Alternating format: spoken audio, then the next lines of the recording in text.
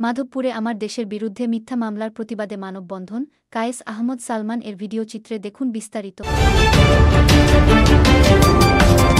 আপনারা দেখছেন দৈনিক ক্রাইম সিন। মাধবপুরে দৈনিক আমার দেশ সম্পাদক ও প্রকাশক মাহমুদুর রহমান ও 4 সাংবাদিকের বিরুদ্ধে মিথ্যা মামলা প্রত্যাহারের দাবিতে মানববন্ধন ও প্রতিবাদ সমাবেশ অনুষ্ঠিত হয়েছে।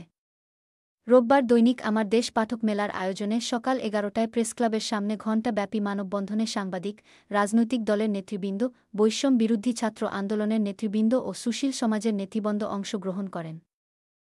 এ সময় দৈনিক আমার দেশের প্রতিনিধি আলাউদ্দিন আল রনির সঞ্চালনায় অন্যান্যদের মধ্যে বক্তব্য রাখেন পৌর বিএনপির সভাপতি গোলাপ খান, সাবেক উপজেলা ভাইস চেয়ারম্যান আব্দুল আজিজ, প্রেসক্লাবের সভাপতি মহিউদ্দিন আহমদ, সাবেক সভাপতি রকনুদ্দিন লস্কর, যুগ্ম সাধারণ সম্পাদক আলমগীর কবির, উপজেলা প্রেসক্লাবের ভারপ্রাপ্ত সভাপতি তোফাজ্জল হোসেন চৌধুরী, উপজেলা আদর্শ উচ্চ বিদ্যালয়ের প্রধান শিক্ষক শাহিন মিয়া, এনটিভি প্রতিনিধি জামাল আবু নাসের, বাংলা টিভি প্রতিনিধি হামিদুর রহমান, রাজধানী টিভির সালমান কায়েস, সাংবাদিক জালাল উদ্দিন লস্কর শাহিন, রিঙ্কু দেবনাথ, লিটন পাঠান, মুক্তার হোসেন, বৈষম্য বিরোধী ছাত্র আন্দোলনের নেতা সিরাজুল ইসলাম তানজিল, মেহেদি হাসান, মাসুম মিয়া, পৌর যুবদলের যুগ্ম আহ্বায়ক এমদাদুল হক সুজন, উপজেলা ছাত্রদলের যুগ্ম আহ্বায়ক বকুল মিয়া, পৌর স্বেচ্ছাসেবক দলের যুগ্ম আহ্বায়ক রাসেল মিয়া ও পাঠক মেলার আলমগীর মিয়া প্রমুখ।